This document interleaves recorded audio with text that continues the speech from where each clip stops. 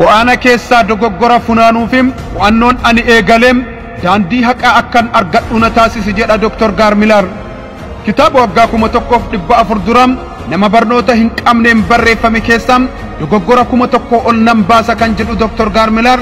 Dr. Gaarmilaar damee herregaa fi tiyooloojiin maastarsii digriin kan eebbifame yoo ta'u yeroo hedduun qo'annoo adda addaa taasisuun nama akkaan beekamuudha.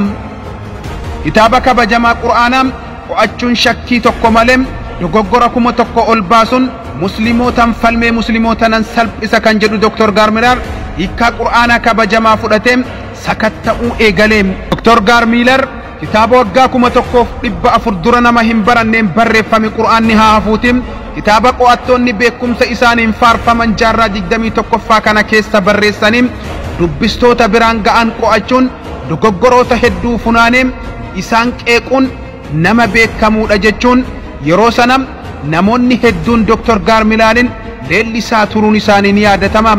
Kakuu isaa milkeessuuf Dr. Gaarmilaar hiikaa Qur'aanaa fudhatee dubbisuu kan eegalu yoo ta'u musliimoota qeeqee salphisuuf akka isaa mijjatutti dogoggoroota Qur'aanaa keessaa argatu walitti qabachuuf yaadannoo dogoggora Qur'aanaa irratti galmeessuun qopheeffatee ture. Dubbisa isaatiin fuula irraa gara fuula biraatti ce'uun itti fufus yaadannoo isaa kana irratti dogoggora galmeeffatu tokkollee argachuu hin dandeenye. Of ceemphaa xiyyeeffannoo isaa guutumatti bakka tokkotti deebisuun boqonnaa Qur'aanaa guutuu isaa qo'atee xumure. Musliimoota qeequuf akka isaaf mijjatutti yaadannoo dogoggora Qur'aanaa irratti galmeeffachuuf qopheeffate irratti jecha tokkollee osoo hin galmeessin hafuuf dirqame xumura irratti bu'aa qorannoo isaa ifa godhee ture.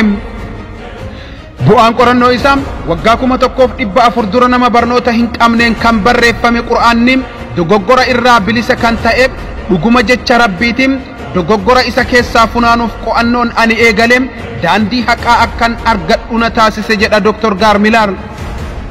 Itti dabaluunis Dr. Gaarmilaar islaamummaan dhugumatti amantaa haqaatiin jireenya koo keessatti murteen ani murteessee ittiin milkaa'e Qur'aana qo'achuun daandii gammachuu fi milkaa'inaa natti agarsiisuun amanticha akkan fudhadhu na taasise na gargaare jechuun guyyaa itti aanu Dr. Gaarmilaar shahaadaa qabachuun islaamummaa fudhatee maqaa isaas gara Abdul Haadi Umaritti jijjiirate.